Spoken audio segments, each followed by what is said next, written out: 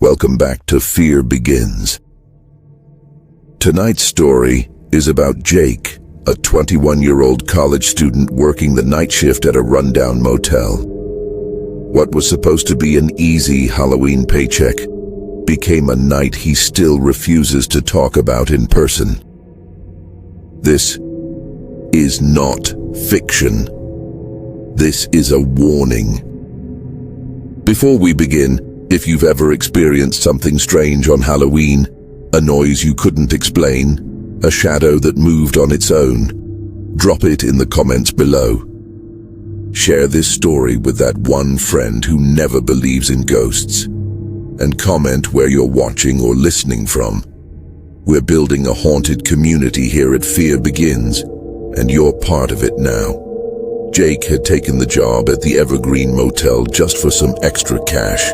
Located off an old highway exit in Pennsylvania, the place barely saw customers anymore, mostly truckers, lost tourists, or people who wanted no questions asked.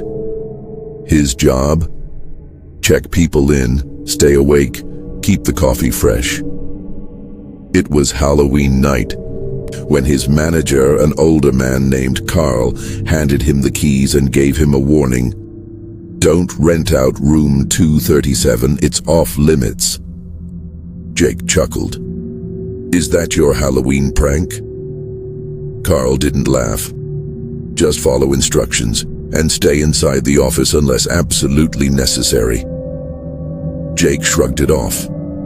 He was alone by 9 p.m. The motel office was small, with a flickering fluorescent light and a squeaky chair. He set up his laptop, popped open a Monster energy drink, and waited. Around 10:45 p.m., the bell above the office door rang. A woman walked in, pale, drenched. Her black hoodie stuck to her body like she'd been caught in a storm, but outside, the night was dry and calm. "Room, please," she said, barely above a whisper. Jake noticed something weird. Her hands were shaking, like she was freezing. And her eyes, they didn't blink. He reached for the key rack. Room 103, no, it was already taken. 105, empty. But as he was about to hand her the key, "I want room 237, she said. His hand froze. I'm sorry. That room's not available," Jake replied. The woman didn't move. She just stared. "Fine," she finally said. 105 will do." She took the key and walked off into the night. Jake watched her through the window, but when she reached roomy 105, she didn't stop. She walked straight to 237 and opened the door. It was unlocked. Jake leapt from his chair and ran to the edge of the front office window. Sure enough, the woman had entered room 237. But how? He picked up the phone to call Carl, but stopped. He didn't want to sound paranoid. Maybe Carl had just forgotten to lock the door earlier. Still, something gnawed at his gut. He clicked on the old motel camera system. Grainy footage. But room 237's hallway showed the door wide open, no lights inside, no movement, until a shadow moved across the frame, but the woman hadn't gone back outside. Jake switched to the next camera, front lot, empty. Next one, hallway, inside. That shadow, it was standing still now, dead center in the hallway.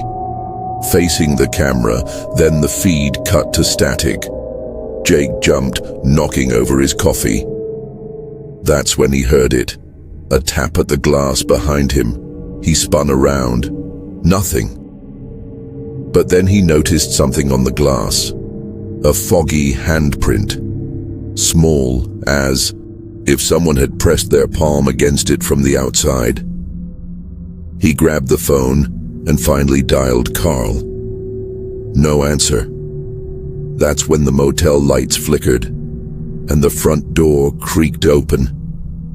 By itself. Jake peeked outside. The night air was still. No cars, no footsteps, no guests. Room 237's door was now closed, but no one had left. He couldn't take it anymore. Jake grabbed the flashlight, motel master key, and stepped into the cool air. Each footstep toward room 237 echoed louder in his chest. As he reached the door, the air around it felt wrong, like static.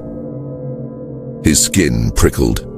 He turned the knob, the door creaked open. The room was dark. No furniture, just dust and a cracked mirror hanging sideways on the wall. It smelled of old smoke and wet carpet.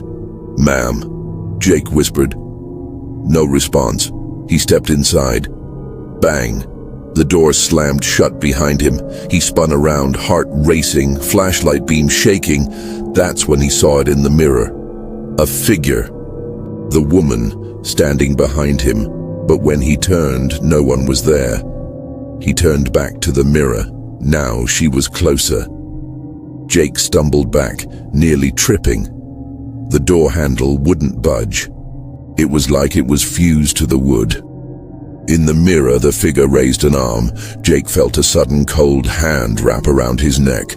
But there was nothing there. He screamed, kicked the door, and suddenly, he was outside, lying on the cold concrete. Room 237's door shut quietly behind him.